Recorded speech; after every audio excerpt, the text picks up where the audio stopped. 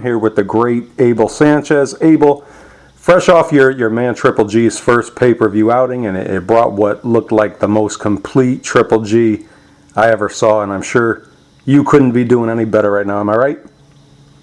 Well, I'm doing great. I think Triple G showed a lot of the things that I see in the gym. We had the kind of fighter in front of us that presented an opportunity to practice some of those things for the future. Yeah, and 20,548 people in attendance recorded, sold out big room of Madison Square Garden, and it was extremely pro Gennady Golovkin. You could tell by their ring walks. I'm sure Triple G kind of grew used to it by now because he already had many big crowds at the Garden before. He went out west and received a huge gate and lots of obvious fans at the StubHub Center when he fought Marco Antonio Rubio, and then he went to the Forum out in LA to fight Monroe. But was there ever a point? What I want to know, was there ever a point where he did get surprised by the support he received from all cultures in the U.S., or did it even surprise you at all? You know, he's slowly garnered some support along the way, from the first fight against Praxa on September 1st, 2012, to this last fight. I think it's grown actually pretty rapidly, but it has grown because I think the people are looking for something for their money, looking for something that entertains them for the dollar that they're spending, and I think Gennady represents that. I think Gennady's style is the kind of style that they know what they're going to get. They know that they're going to get the kind of fight that they want to see. The kind of fights they used to see back in the 80s. So because of that, I think that little by little we're getting more of a fan base. But to be able to sell out and the Garden and have those people just screaming for him was quite interesting for me. I'd never been in front of that many fans that were pro my fighter, and it was fun. It was fun to hear all the noise that was being made. Yeah, it's great. And I know you're on social media. I follow you. You're on Facebook. I'm not sure if you're on Twitter. I follow you on Facebook. But in the last 15 to 20 years, and not counting the Latino, the Mexicans or the Puerto Ricans, because we have a lot of them in America that can make a big star out of Latino fighters. But I think Manny Pacquiao was the first one that really, because of social media, I think, was able to become a huge star all across the all cultures. It didn't matter who you were a Manny Pacquiao fan. It didn't matter if he was from the Philippines or America. Do you feel like Triple G would have crossed over maybe 20 years ago if he came around? Or do you think it's all because of social media making the world smaller? No, it's part of social media, but I think 20 years ago the TV market was a lot different than it is today. The TV market before and the kind of fighters that were on TV before were a lot more entertaining. There wasn't as much clinching. There wasn't as much wrestling. There were actual fights. Up until Oscar, I think, and Tito, fights started to become more of a wrestling match, more of a UFC thing. And I think the fans started reacting to that.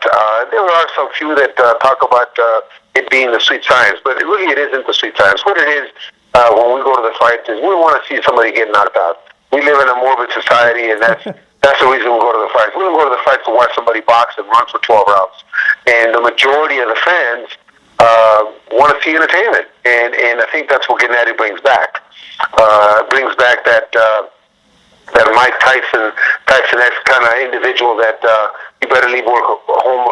You better leave work early because you don't get home, you may miss the first round and it may be over in the first round.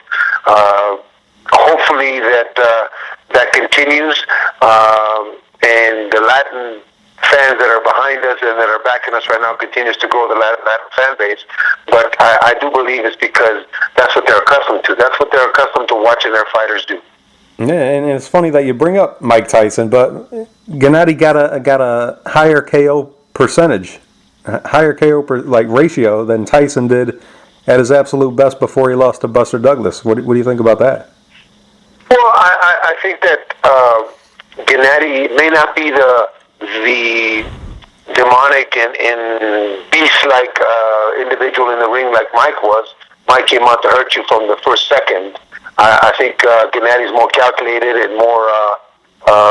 I think the boxing ability is a little more than Mike had, but they both have the same intention, and that's to separate you from your senses and make sure that we get a knockout. I think that keeps it out of the judges' hands in some of the towns that we've been in and other people have been in. Sometimes the judging is not up to par. They see a different fight, so if you keep it out of the judges' hands, as Mike did and as Gennady's doing, I think it makes for a more interesting night of boxing. Yeah, you said Triple G was more calculating than Tyson was, but his calculations look dead evil to me from the first round on. He looked mean on Saturday night. That's a technical. I read a quote the other day, something about he's very technical. He's a technical violence that he shows us in the ring, and that's a very good description because he is very calculating. He is taking chances. He is trying to make something happen and not waiting for something to happen. And I think that me as a fight fan appreciate those kind of fighters because I know that when I pay my $49 or $69 or $90, whatever it is, I know what I'm going to get. I'm going to get entertainment. And I don't mind spending that money if I'm going to get entertainment. So if that's the case, then Golovkin's fan base is going to continue to grow, fortunately.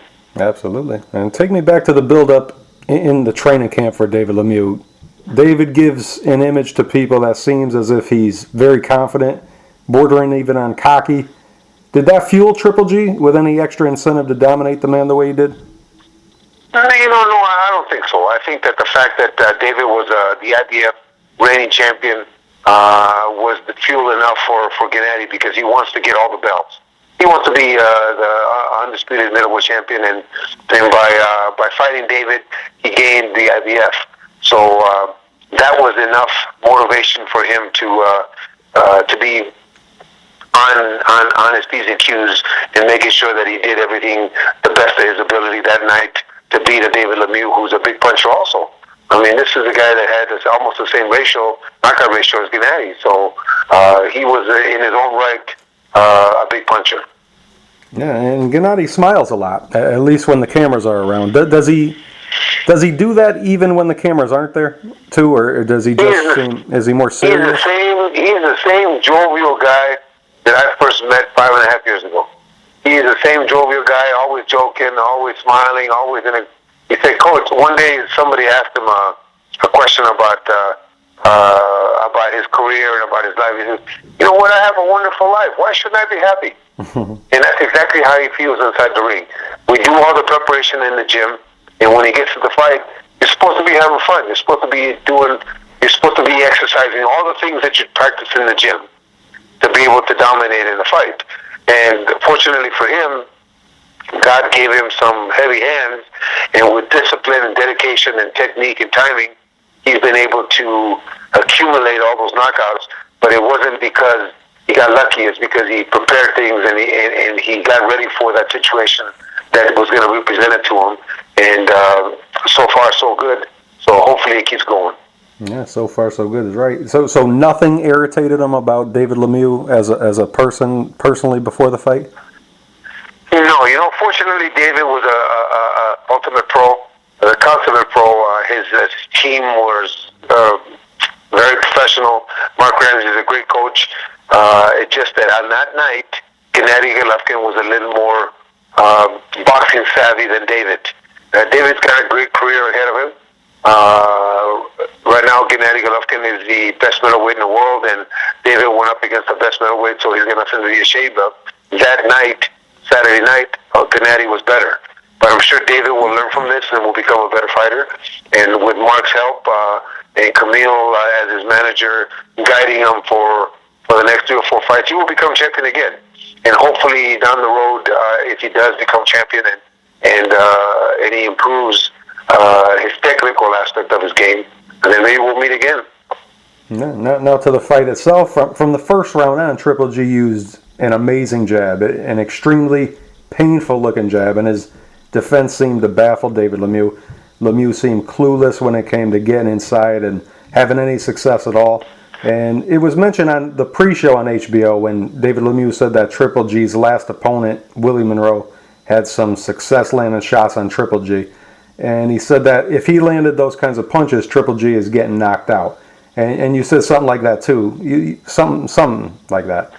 And was the respect for David Lemieux, I guess, and his power real, or did what happened go totally according to the way that you and Triple G envisioned the fight going before it happened?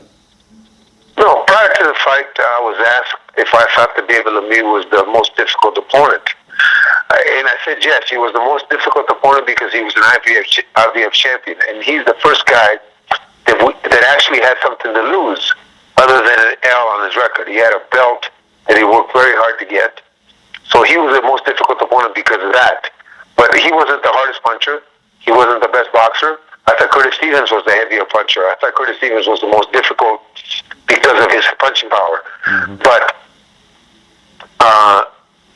our plan originally, from the beginning, was to make sure that we limited David's access to or ability to be able to land punches. And how we were going to do that was to go back to Gennady's 350 amateur fights in the great amateur program in Kazakhstan that gave me a great foundation to work off of. So by throwing the jab like I've seen him throw it in the gym, it was an easy fight. We knew that it could be an easy fight. It could have been a boring fight if he did use the rest of his tools like he did, but the jab was such an excellent weapon that he could have jabbed all night long and won the fight easily. But David was aggressive, and David came to fight. David didn't lay down. He got hit with some good shots, and I think at the point where the fight got stopped, the referee felt like David had no chance of winning first.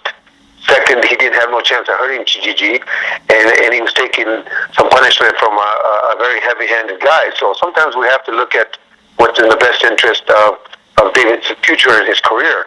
On that same night that we fought, there was a young man named Pritchard Colon that fought in Virginia, I believe, or somewhere in the States, that got hurt in the ninth round and is in terrible condition right now because he got hit with a good shot, or maybe he got hit a little too much with the good shots.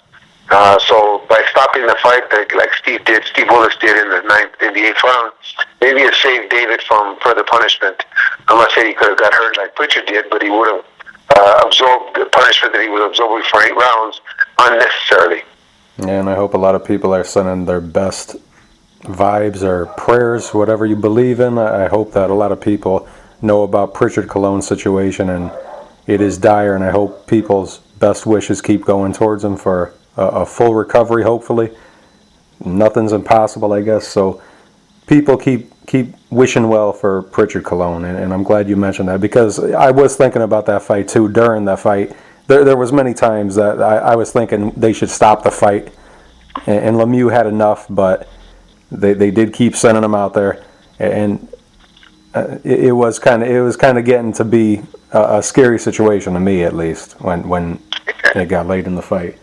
But yeah, unfortunately for David, he had what they call the puncher's chance, to land that big bomb. But up until the 8th round, he really hadn't wobbled or hadn't hurt Golovkin. So you have to kind of assess the situation as Steve Willis did, the referee, and thought it was in the best interest of David for his future and for his for that particular fight to stop it. But I hope, as you said, that when people hit their knees tonight, to whomever they feel is their power, to say a little prayer, to help Pritchard along and to help his family cope with a hard situation that they find themselves in right now. But this is a difficult game, and Gennady has said it many times in the past that this is a serious business, and you have to be a serious person to be involved in it. And dire things and bad things happen, but we have to deal with them. But it's best to err on the side of caution and to be talking about later, I should have done this and I should have done that. Yeah, and you mentioned Triple G's jab. The jab's considered the most important punch in boxing. I mentioned his jab in the first round, how incredible and effortless it looked. It looked like Sonny Liston at his best. It was just so heavy and like a ramrod. Do you see him doing that a lot in the gym? And is that going to be the Triple G that we always see from now on? Is he going to try to add more defensive skills? And the jab is a defensive punch, actually. But is he gonna try to do this for every fight, or is it just a? No. For this fight, the opponent presented the opportunity to practice the jab. Mm-hmm. Other fighters will present different situations and challenges, but this young man had 350 amateur fights and lost 5. The great, like I said, Kazakhstani amateur program gave me a great foundation to work off of. But if you go back even 3 or 4 years, Kazakhstan has done very well in tournaments, done very well in the WSB, done very well in all the amateur programs that throughout the world or tournaments that they fight in. So they have a good system. Gennady has all these tools that I've seen in the gym as he displayed that night with the jab. Hopefully we get other fighters that allow us to fight on the inside, that allow us to practice some of those things that are necessary to compete at an elite level. This time it was a jab. Maybe next time it'll be the inside game. But he's got a lot of tools that he has not used because he hasn't had the opportunity. But I hope that in the near future we get an opportunity to practice some of the other stuff that I see consistently in the gym and that the sparring partners have to deal with in the gym on a daily basis. That's absolutely scary, Abel. You're scaring me. You know, a long time ago I said that I had never seen Gennady hit somebody 100%. To this day, I haven't seen Gennady hit somebody 100% like he's hit somebody in the gym. Because in the gym, I provide chest protectors, I provide rib protectors. I don't allow Gennady to hit him to the head so much. So I've seen Gennady hit heavyweights to the arms and make him quit. So that means it's a hard punch. So one of these days, I hope that that opportunity presents itself where Gennady can actually hit somebody 100% and see what happens. David said that he didn't feel Gennady's power. Gennady really didn't go out to try to hurt anybody. He went out to box. He wanted to show, because we had the opportunity with that kind of opponent to be able to box, to be able to use the jab and combinations. If you notice, all his body shots were from the outside. Yeah. They were long-armed body shots. They were long-armed hooks to the body. They weren't the short hook that he hit Macklin with. But because that was our intent from the beginning, to show a little more diversity and a little more boxing skills than we've shown in the past. And David, like I said, presented that opportunity. Yeah, I don't know what David could have expected. I mean, did he expect to win it all if he expected an even stronger punching Triple G? Because he looked like he felt some power at the end of the night. Yes, he felt the sting, I think, but I don't think he felt the real power. But he made David look like he didn't belong in there with him. If Gennady would have fought on the inside and stayed on the inside, maybe David would have had a little more success. But we take each fight and we take each opponent and we take each situation on its own. It merits a special plan for each fighter, and it merits a special plan for each opponent. And fortunately for me as a coach, Golovkin's got all this background and foundation that in boxing IQ that I can say to him, this is what we want to do in this fight, and he does it to a T. I mean, he did the exact game plan that we planned in the gym. And when he would come back to the corner, and I was told by some people that saw the fight, when the camera was on me, I was smiling. I was like not saying nothing, and there was nothing to say because he was doing everything as we planned. He was doing everything to the exact blueprint that we laid out. So if I wasn't saying anything, it's because there was nothing to say.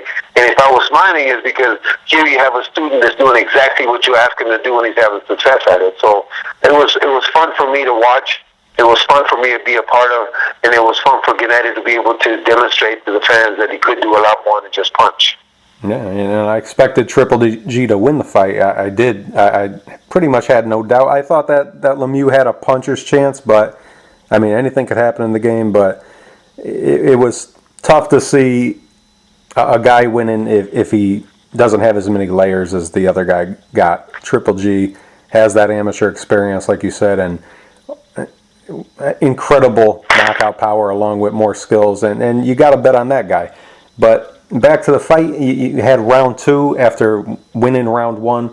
That unbelievable Triple G jab kept Lemieux's hair flying around, and as the crowd was chanting his name, Triple G heard him with a hook to the body, I remember. And I believe that all my pre-fight butterflies and the butterflies that were in my stomach in the first round disappeared, because the ending seemed like you already knew what was going to happen. You already knew who the winner was going to be. David Lemieux only likes to come forward, and Triple G's strength put the normal stalker on the run. Was there any doubt in your mind at that point in round 2, or was it still kind of you feeling like you have to be cautious and careful? Because to me it looked like Triple G already had it in the bag, looking at David Lemieux's expressions. No, when he came back to the corner, if you listen to the tape, if they have it, I haven't seen the fight yet, but if you listen and it shows our corner, what I said to Gennady was a good round, and he looked at me and says, "Coach, yes, I see." It was exactly what we talked about in the gym, and what I tried to explain to him, I think in the second or third round, maybe between the second or third round, or third and fourth round, I said, "Don't carry this, man. Let's practice the things that we practice in the gym, because these are the things that are going to make you a better fighter in the future." And he was able to go out and do that. When he hurt him with the body shot, if you look at the body shot, it was a long body shot. It wasn't a close, like he had in the past, like he hit Macklin with. It was a long body shot because we wanted to keep distance. We wanted to make sure that we boxed from the outside. The discipline to stay on the outside and not. See, it would have been easy for him to get on the inside and fight like he normally does. But we wanted to stay disciplined. We wanted to stay on the outside. We wanted to make sure we landed the shots from a distance, so that they were more of a boxing clinic. And he did that. He stayed disciplined, and he did that the whole fight. He never once went on the inside to try to fight with David, because that wasn't the plan. Not because I was leery or because I didn't want him to be hurt. There was nothing David could do. David's not the biggest puncher, like I said, like Curtis Stevens. So there was nothing that David was going to do that would have scared me as a coach. But I wanted him to practice on the outside. I wanted him to make sure that we did what we said in the gym, no matter how the fight went, no matter how easy the fight was or how he was landing his shots. I wanted him to make sure that he stayed disciplined. Yeah, and David tried to turn the tide in the third round. And hats off to David, because he didn't quit. He didn't stop trying. And he tried to turn it around in the third round despite that really hard second. But it was clear that Triple G wanted to make a point that he wasn't going to let the tide turn. After David Lemieux came out and landed a couple of good right hands, Triple G answered back with some really nice combinations, and combinations that are hardly seen by other fighters, if ever, especially today. Really imaginative combinations, like the painful looking left to the body and immediate left to the heads that seems to zap some more of the life out of David Lemieux. And it just looked like his self-belief and just dipped even lower after he tried to mount his comeback, and Triple G just had more of everything. How surprised were you that Lemieux survived up to that point, to the end of the third round? You know, to me it was obvious that it was very discouraging for David, but my respect and Gennady's respect goes to David, not only to David, but to his corner, who kept him motivated. He kept him doing the things or trying things to try to thwart the things that Gennady was doing. But it was frustrating for David, but it was another day in the office for Gennady, because that's exactly, like I said, what we practiced in the gym. And if you continue to stay disciplined and you do those things, it's going to be very frustrating for the opponent and frustrating for the corner, because they can't find a solution. David kept looking for a solution, landed some shots because this is boxing, but could not find the answer for some of the things that Gennady was doing, and some of the different combinations that he was doing that we practice in the gym all the time. I don't believe in in being repetitive. I believe in being creative in the ring and trying different things. If they don't work, what the hell? You try them the next time, and if they work, great. But at least you're giving the fans a treat. You're giving the fans a different look from what they're accustomed to, and hopefully gaining some more fans, and hopefully making sure that they come back the next time. Yeah, and I have no doubt that they will, and even more after word of mouth spreads. But through round 3, it was basically all Triple G's left hands that inflicted most of the damage. It was the jabs and the hooks. But the 4th round saw a change as Triple G introduced his right hand to David Lemieux, and he hurt him bad and rocked him, totally causing him to get on his bicycle. And this is a guy that only likes to come forward. So when you see that, you know that something is going on there. He doesn't want any more of it. And if it wasn't clear to anybody after the 3rd round, it definitely was by that 4th round. It was total domination. Were either of you surprised that Lemieux withstood these punches so far, having had the night when he quit against Rubio in his background? No.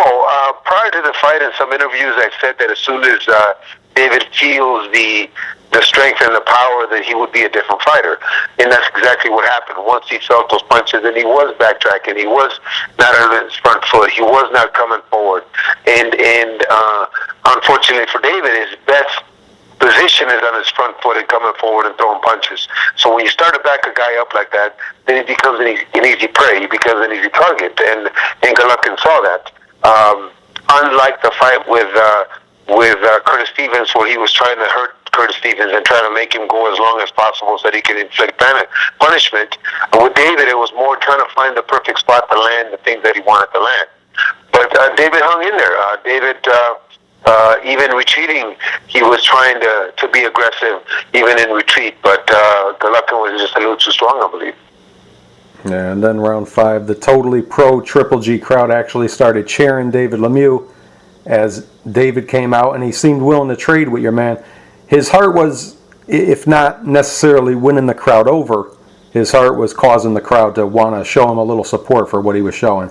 But even though he was showing the willingness to trade bombs with Triple G, it was always for every second clear that Triple G was just better at everything. It was clear that if you had to pick which fighter you'd rather be, you're always going to want to be Triple G for every second of the fight.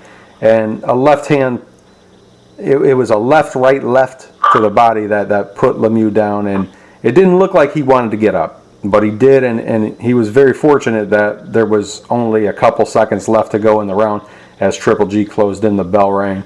If you were in David Lemieux's corner at that point, and he has a very good trainer, you already mentioned Mark Ramsey, he's a great trainer, but if that was your fighter, would you have considered stopping it at that point? Well, first of all, we anticipated David having a lot of want, having a big heart, having a lot of want, and having a lot of motivation because he was the reigning IBF middleweight champion. We anticipated David not quitting. And the fact that the crowd got on David's side is because they saw that this could be even a more interesting fight than it had become. I think of fight fans, whether they're Mexican or Kazakhstani or Canadian, well, they want to see a good fight. They want to see a competitive fight, and they want to see a guy that continues to try. If I had been in David's corner when he came back to the corner, I would have assessed the situation as Mark did, I'm sure, and figured out whether it was in our best interest or not in our best interest. I'm sure that when David came back to the corner, he didn't show no weakness and he didn't show no wanting to stop the fight. So Mark had to assess that and make sure that David wanted to continue. And obviously he did, because he came out strong in the 6th round and he came out doing some of the things that he wanted to do, not being very effective, but at least he was trying. So I give Mark a lot of credit for not stopping it at that point and not panicking, because he had a good horse in the race that was being outclassed but was still in the race. Yeah, and you mentioned round 6, and he did come out looking to fight in that round too, and it seemed like he hurt Triple G to the body with a hook for a second. And I know Triple G is one of the best conditioned athletes in the world, and he's able to bounce back from punches like that. But did Gennady... And Gennady did win that round, by the way. He still fought back and hurt Lemieux more than Lemieux hurt him with that shot. But did GGG, did he mention that punch and how it felt at any point to you after? You know, I didn't take the punch, so I can't tell you whether it hurt him or not. I didn't notice any change in his demeanor after that shot. It was a very good shot, but again, this is boxing. You're going to get caught with good shots. He never mentioned it. I didn't notice anything different in the corner. I didn't notice anything different after the shot was landed. What I did notice is once David landed that shot, Golovkin came right back at him and hit him with 3 or 4 shots. So I would venture to say, I guess, that David landed a good shot, but no emotion was shown to be able to tell me that hurt him in a way. But you're in boxing. Like I said, you're going to get hit with good shots, and that's part of the game. David's a very good fighter. He had to land some good shots in order for this to be a competitive fight.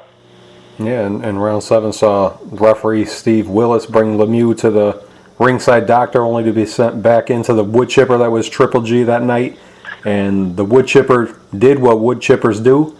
The absolute tireless middleweight champion kept the punishment coming, and after a right hand landed in the 8th round, Steve Willis decided that he saw enough and put a stop to the carnage. How happy were you when it seemed like it might continue all 12 rounds? Do you want the knockout all the time, or did Triple G kind of maybe want to have the fight go on, or was it just after the 5th round, I knew that it wasn't going to go 12.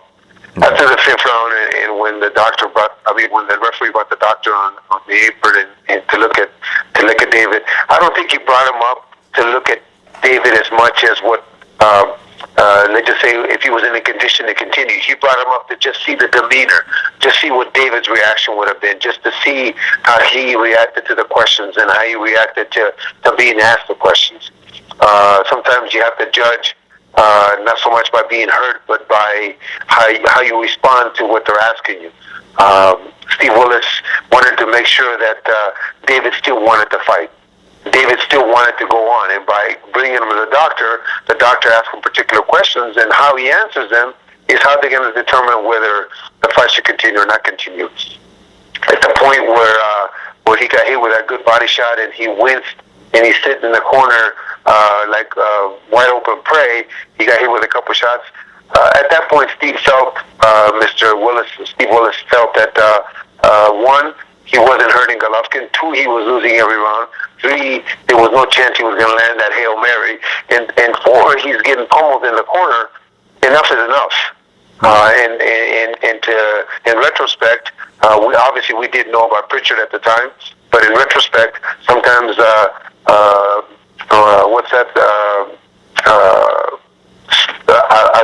smart referee would rather err on the side of caution than to be talking about this a couple days later about the difficulty that young man's having in the hospital. So all those things have to be taken into consideration by the referee, and in my opinion, he did the right thing. Of course, when you're a warrior, as David is, you got to complain, and when you're the coach of a warrior, you're going to complain too. But we have to look at all the circumstances, and we have to make sure that we are protecting the health of the fighter for their future and their family's future, and watching his kids grow up. So I'm happy that Steve made that call, and David lives to fight another day, and David lives to be able to have a great career.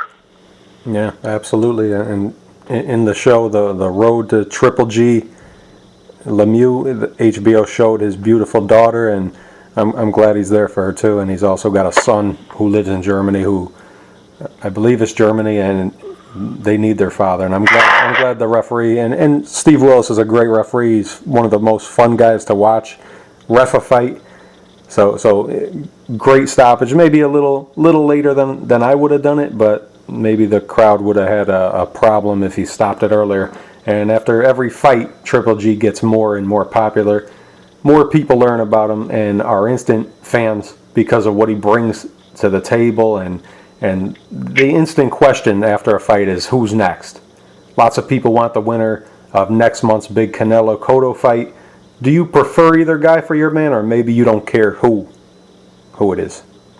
Well, first of all, I think that every time somebody thinks about complaining about the stoppage of the fight, they need to go back to that road to Golovkin and look at David cooking breakfast for his daughter. Yeah. Look at David being a father, a single father. Yep. Mind you, a single father that's raising his daughter. Look at David being the father that a lot of fathers wish they could be, or a lot of fathers are neglecting to be. Okay. Then you go back and think that I'm glad that David's back doing that same thing. Tomorrow's another day. Let's just take today for today and tomorrow for tomorrow. But at least he's there today and the next day for his daughter and for his son that he has also. I'm happy for him for that.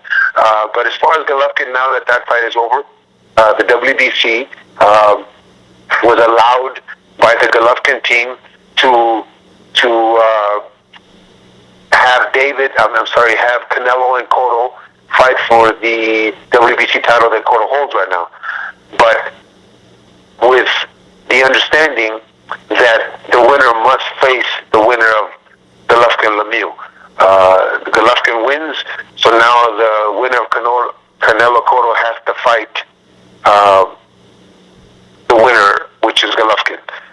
Within 15 days after their fight, they are to decide whether they want to fight Golovkin or not. If they decide not to, then Golovkin is declared the WBC champion automatically. If they decide to, whether it be Cotto or Canelo, it doesn't matter to me. What matters to me is that we get a fight for Golovkin.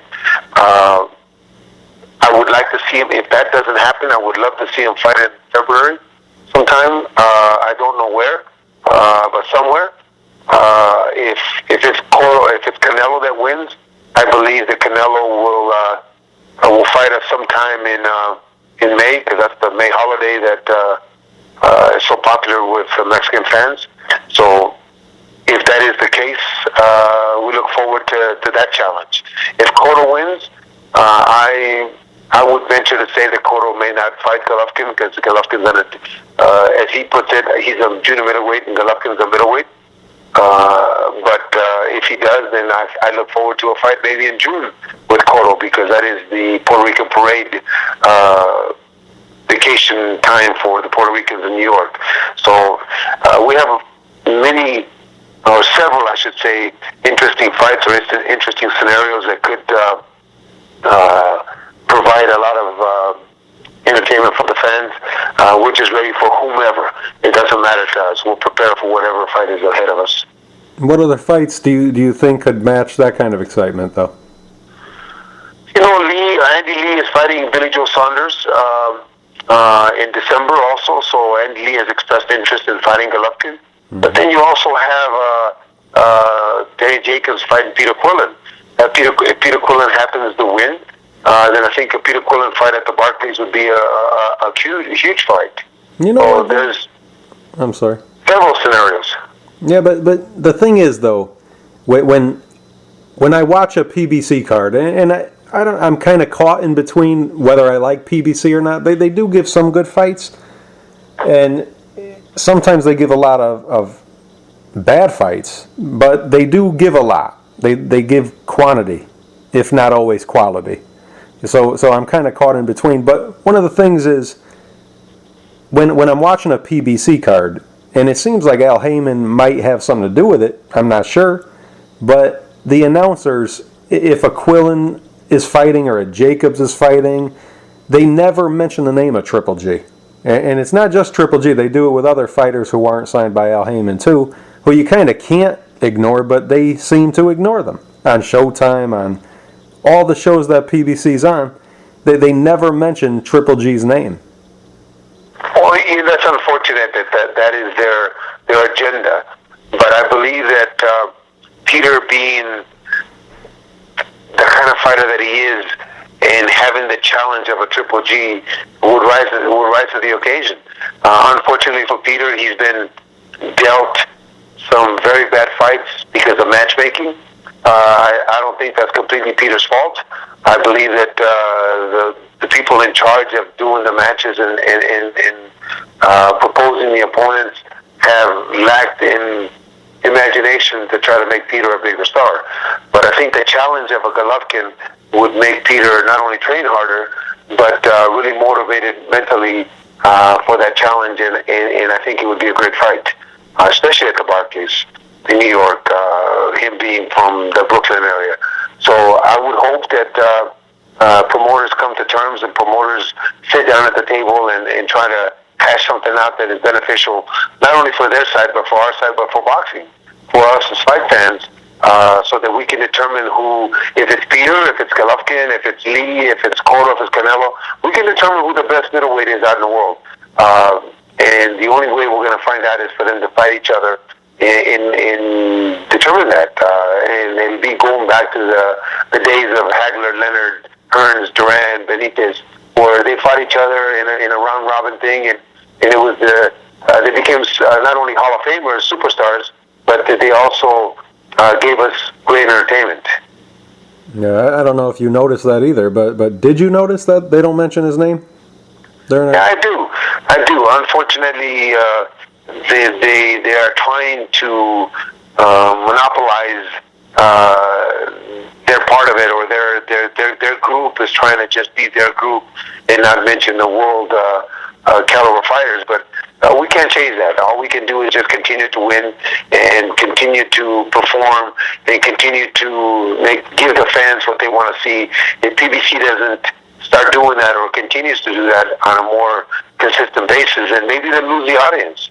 And maybe when they lose the audience, we will gain their part of their percentage of fans on our end. But still, the fights that can be made should be made, and there's fighters out there that are good enough to compete on a world-class level as Golovkin is competing right now. It's just that they're not getting the opportunity. Yeah, and the names that keep being mentioned, probably because people know that Al Haymon doesn't really want to put his guy in against Golovkin. Most people, and probably because more people know them too, and there's more Mexican and more Puerto Rican fans, is Canelo Cotto the winner of that fight in Triple G. They know it'll be easier to make, and it's more of a fight that they want to see. And I know that Triple G sparred with Canelo before, and I remember one time you saying that Triple G got the better of it, but since Canelo's fight with Mayweather, I noticed a huge improvement in Canelo. Do you, and do you think he might bring more to the table than he did back then? Oh, absolutely. He was 21 years old back then. Yeah. He was a baby. And if Golovkin got the best of him, is in the gym. I think a fight with 8-ounce gloves, or 10-ounce gloves, I should say, is totally different. The gym is one thing, and the fights are a totally different thing. They're trying to help each other in the gym. They're not trying to hurt each other.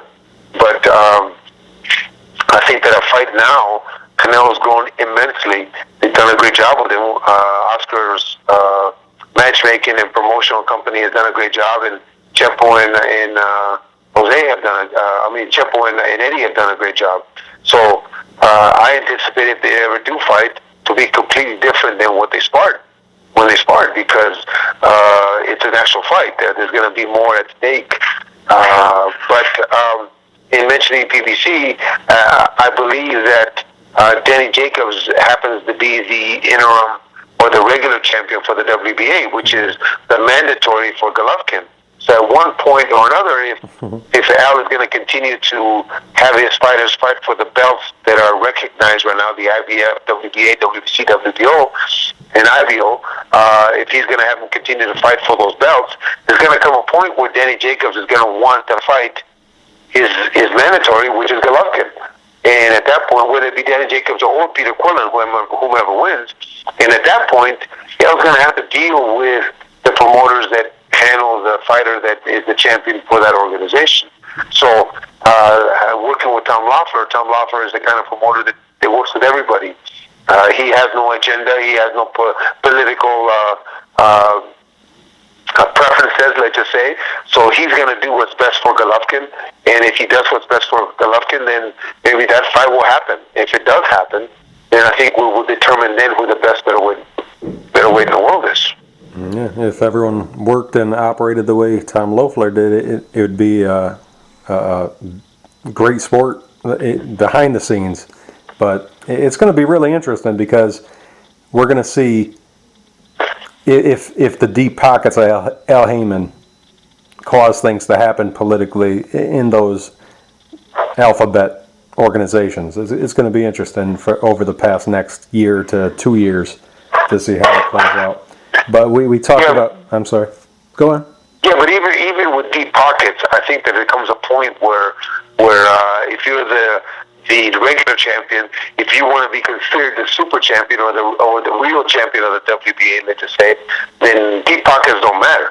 Deep pockets will only matter if Al Heyman's able to propose or to offer the kind of purse or the kind of monetary compensation that the Golovkin team would require. Then when deep pockets apply, but I'm sure that Danny Jacobs would love to be the only WBA champion there is.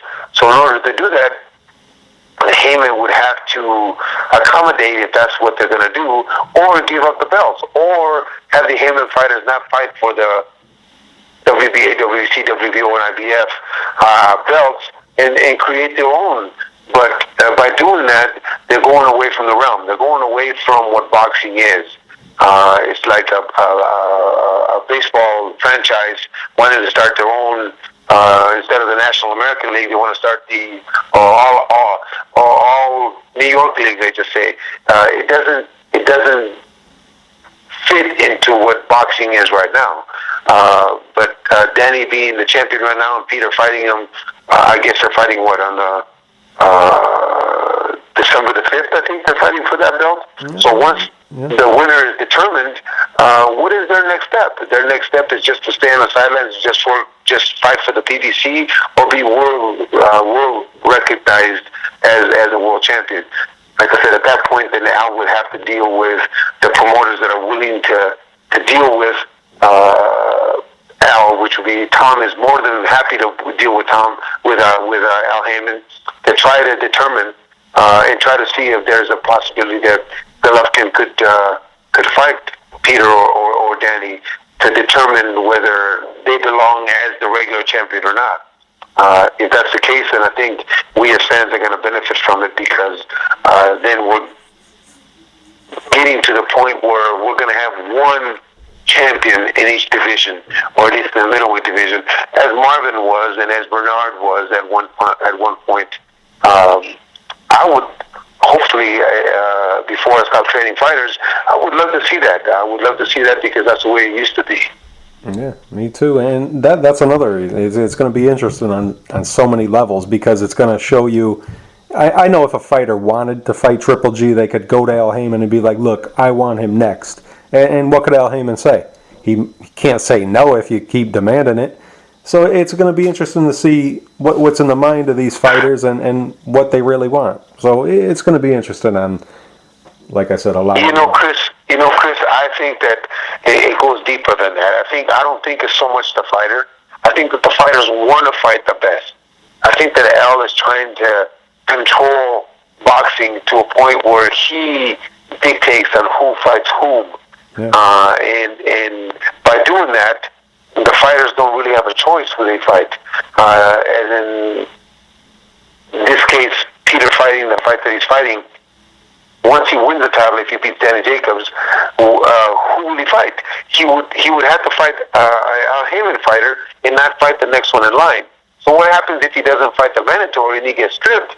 Then, as when it happened when he was going to fight Komarov, and he decided that was the biggest purse in his career. He's never fought a main event. That was the biggest purse, but he gave up $1.4 million because it wasn't in the best interest in the PBC.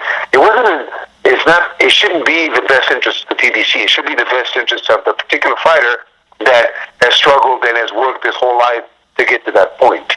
But I don't think it's the fighters that don't want to fight. I think it's Al that's trying to dictate what it is that needs to happen for the PBC to flourish the way that he in his mind he sees it flourishing. Yeah, and another thing is a lot of these fighters, I think what's making fighters nowadays scared to put their titles on the line or their undefeated records on the line against another good fighter is because of the fickle boxing fans. Because in the MMA, I don't like the MMA personally, but in the MMA, when a fighter loses, their fans still accept the loser in their next fight and think legitimately that he still has a chance or she still has a chance to win that fight, even though they lost their last fight. But in boxing, you see a lot of the younger fans think that a loss means that you suck totally, and they act like you're the biggest loser in the world. You don't see that in MMA, but does a lot of it also, a fighter doesn't want to lose and doesn't want to lose their undefeated record if they're undefeated, is because of the way the fans will not accept them anymore. Well, it's not only the fans. I think that the networks, unfortunately, only want to showcase guys that are undefeated. And I've always believed that when I was with Terry Norris, that sometimes a loss makes you a better fighter, because a loss makes you understand what it is that you need to do to never have that feeling again. And by the networks demanding or only putting guys on that have undefeated records, it makes the fighters not only scared, but makes the management scared of having a loss. So they develop a fighter that hasn't had any difficult fights, hasn't had any obstacles, hasn't had any kind of fighters that make him learn, because they don't want to take a chance of losing. So we're not getting the best product. We're getting a product that's flawed, a product that is not completely developed, because they're afraid to test it, or they're afraid to make sure that they have a zero on their record and not have a loss. But that is something that is important to note, that Orlando Salido, with 11, 12 losses, puts on some of the best fights, because he's a seasoned veteran. He's a seasoned fighter that knows how to fight and knows how to entertain. Yeah, but at the same time, Salido, guys like Broner, when Broner fought Maidana, really was an untested guy. That Maidana was an old veteran that just knew how to fight, and Broner didn't. So situations like that are more prevalent today than they were in the past, because guys really don't know how to fight, don't know their craft. No, and you mentioned Salido, and Salido's incredible. He's great. He's been around forever, and he's just as dangerous now as he's ever been. But his fans are usually going to be Mexican, and Mexican people, they mature faster, and they mature from an early age because of the way they live and the way they're forced to live. They're older than Americans. Even when Americans turn 30 or 40, 20-year-old Mexicans act more mature than them, and they know boxing way more than America does. So Salido's always going to have a fan base because of the smarter boxing Mexican public. But in America, it's different. In a sense, that's true. That's very true. But that's because we haven't allowed. Look, in 1984 was really the last Olympics that we had a great team. Yep. After that, we had one or two medals, if that. Deontay was the last one to have us a bronze. And why is that? That is because we don't have an amateur program, because we don't have the kind of coaching that, and not only coaching, but support to the coaches that allows us to develop the fighters so that they're grown. We're raising a bunch of kids. Our fighters are not ready for the next level. Why they're not ready for the next level? Because we're coddling them. We're not allowing them to grow up. You mentioned that the Mexican fighters and the Mexican fans are more developed. Well, that's because they're forced to be. And when we don't force our young men, fighters, to develop and to become tougher and to become more of a man, let's just say, more of a grown-up, then it's impossible for it to translate into good fighters, good businessmen, good all the way around. When they're growing up when they're 40, and the other races or Mexicans are growing up when they're 20s or 22, then they're going to have an advantage. We have lost that edge, I think, in our youth, to force them to be the grown people that they need to be successful in all endeavors.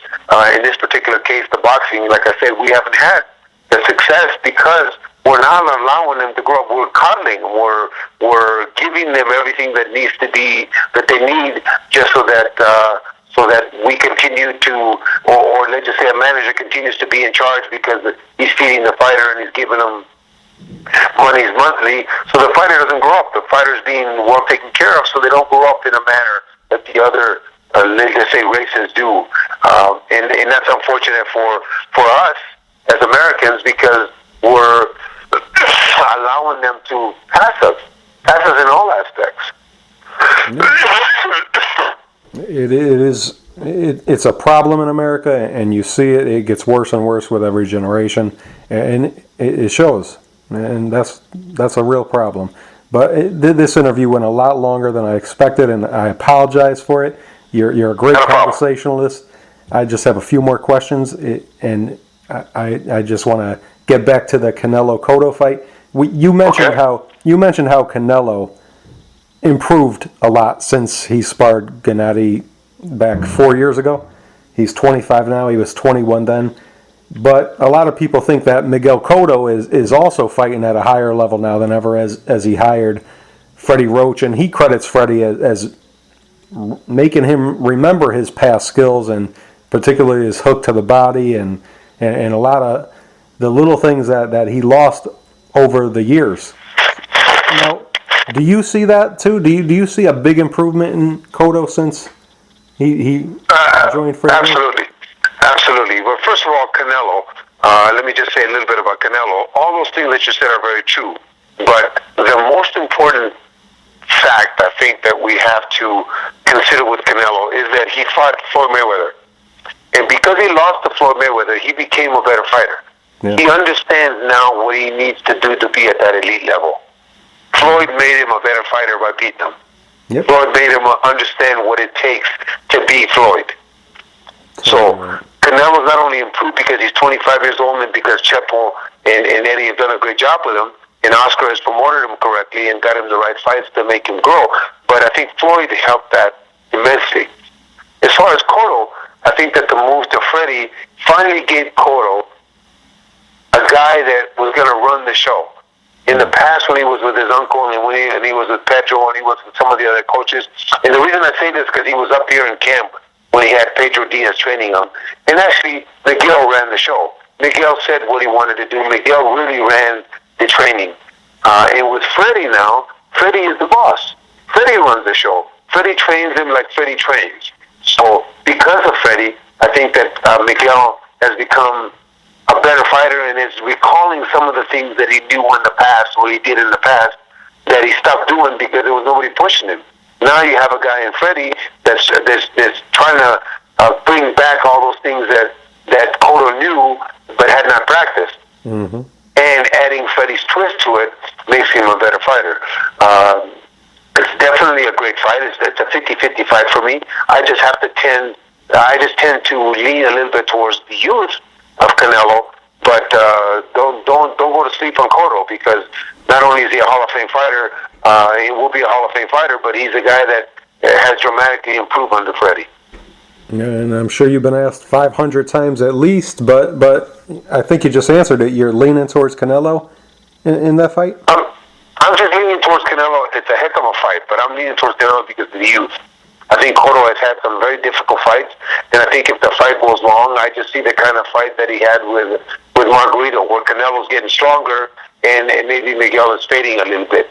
But I see a fantastic fight, and I wouldn't doubt if Cotto could win. But at this point, if I was a betting man, I think that the youth is what's making me lean towards Canelo. Yeah, and Triple G moved here recently from Germany with his family. He moved to the West Coast where you are. How does he like living in the States? He loves it. The fact is that his family is very comfortable here. He's, of course, disappointed that he's not close to his mother. His father, unfortunately, died a year and a half ago, and now his mother is by herself with Max, his brother, in Kazakhstan. But his son is having a great time here going to school.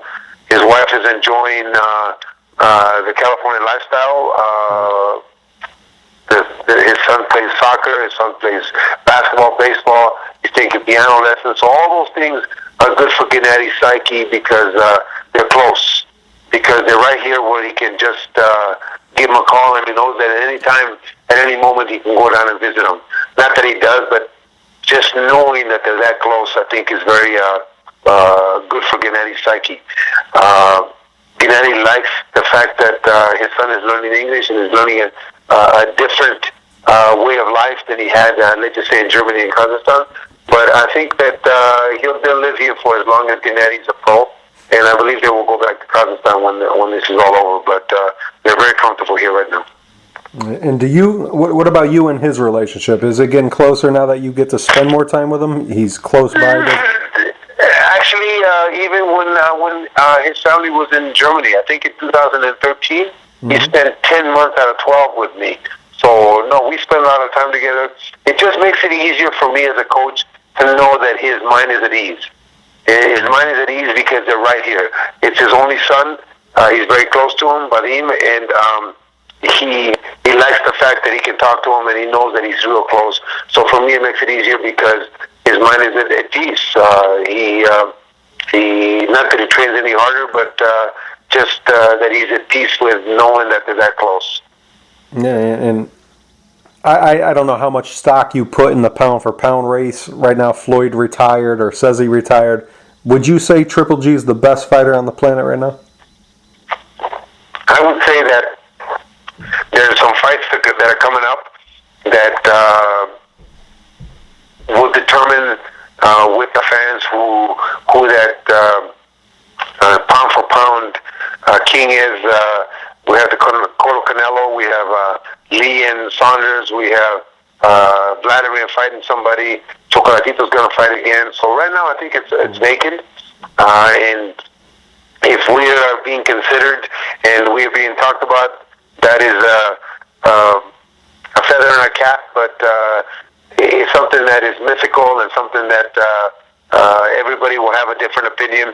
All we need to do is just continue to win and continue to look good and continue to please the fans and give the entertainment to the fans that they deserve. And when all is finished and all is done, it'll all come out in a wash. And if we are number one, great. If we're not, then congratulations to the one that is. Yeah, and you mentioned Chocolatito. He fought in the last two Triple G cards. What do you think of him, seeing him live and in person? Do you see him? Do you go out there and watch him?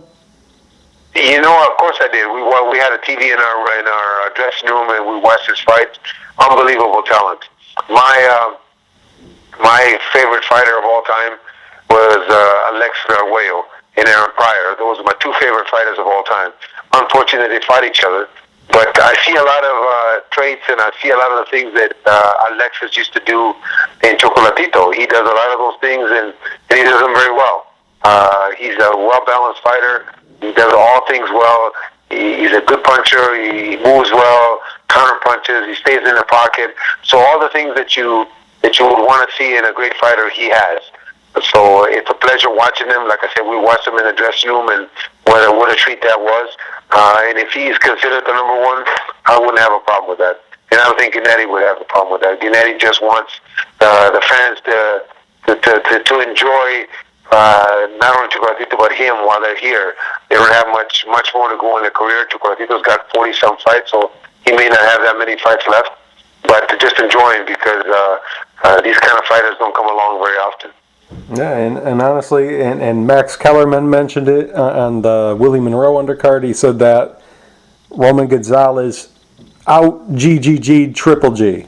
But in this card, on this past Saturday night, I think GGG performed a little bit better.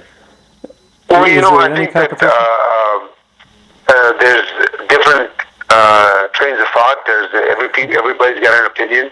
But the bottom line is, if these guys keep fighting the challenges that they both want, I think that at the end of the day, it doesn't really matter as long as they both think they're number one and they both continue to progress. But then you have Kovalev too. Kovalev is a heck of a fighter. So there's a lot of guys up there that could be in that mythical pound-for-pound number one spot. But again, it doesn't really matter to Gennady. It doesn't matter to me. What matters is that we keep entertaining the fans as we've been doing and keep getting them knockouts. Yeah, and I have no problem with them always fighting on the same card. They'll be the next dynamic duo, Batman and Robin. No. Batman or Superman. Are you kidding me? It's amazing. Me as a fight fan, if I'm going to buy that fight, I'm guaranteed 2 great fights. Yep. No matter who they fight, I'm guaranteed 2 great performances. Even if there's 4 fights on a pay-per-view, I know that 2 of them are going to be barn burners. Yep. So whether they go 1 round or 12 rounds, they're going to be exciting. So as a fight fan, they continue to fight on the same card. I'm thrilled. I'm buying. Me too. I love it, and I love them both. And one more thing before we close shop here.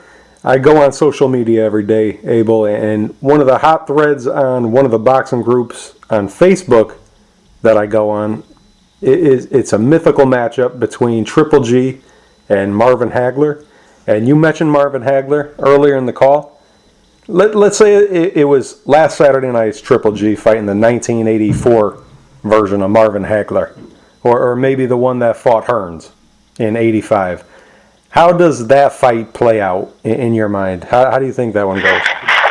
I think that Marvin Hagler was a great fighter, as was Terry Norris in his heyday.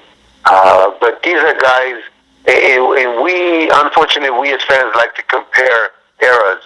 And in this era, fighters are different.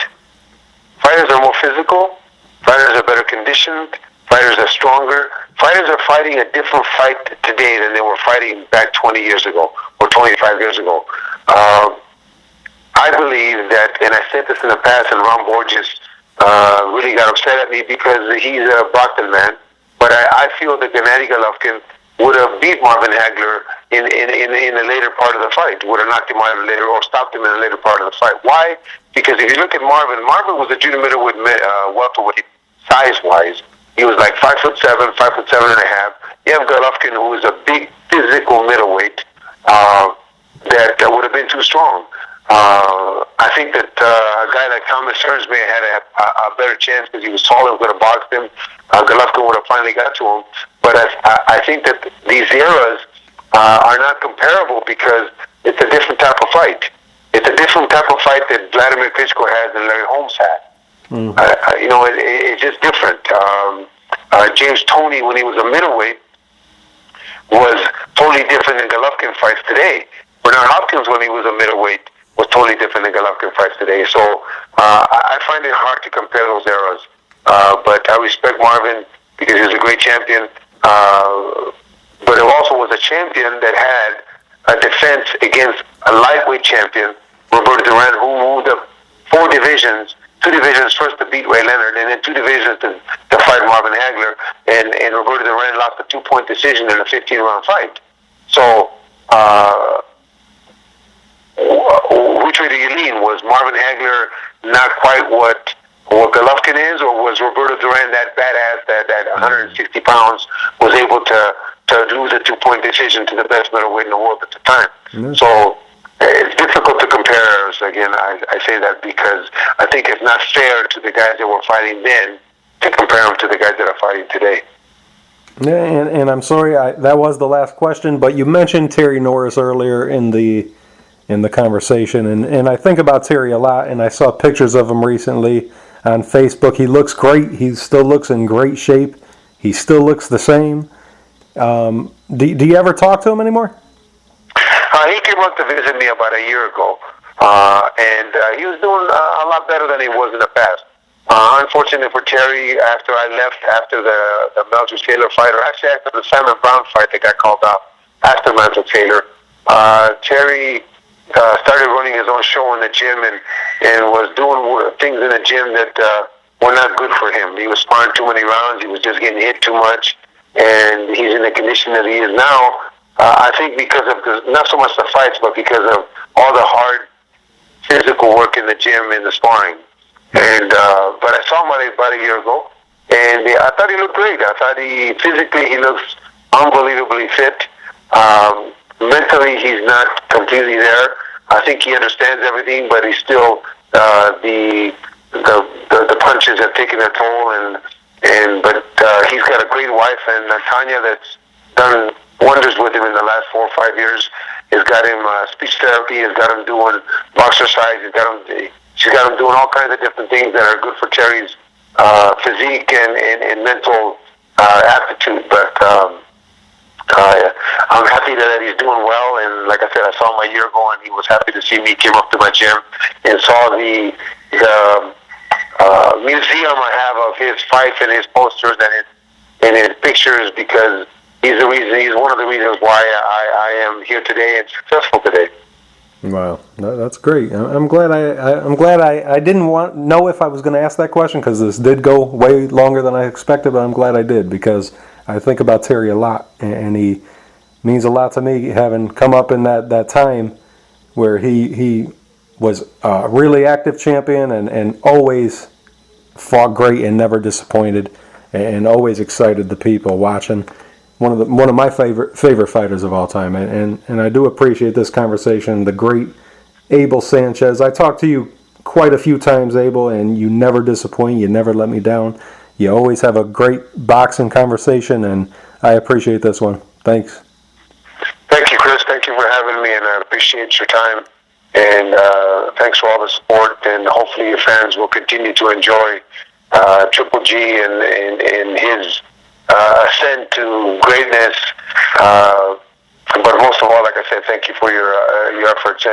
But I can't forget to remind your listeners to make sure that when they hit their knees tonight, they say a prayer for Pritchard Colon, because he's in dire straits.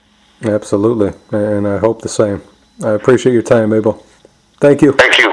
Have a great night. You too, my friend.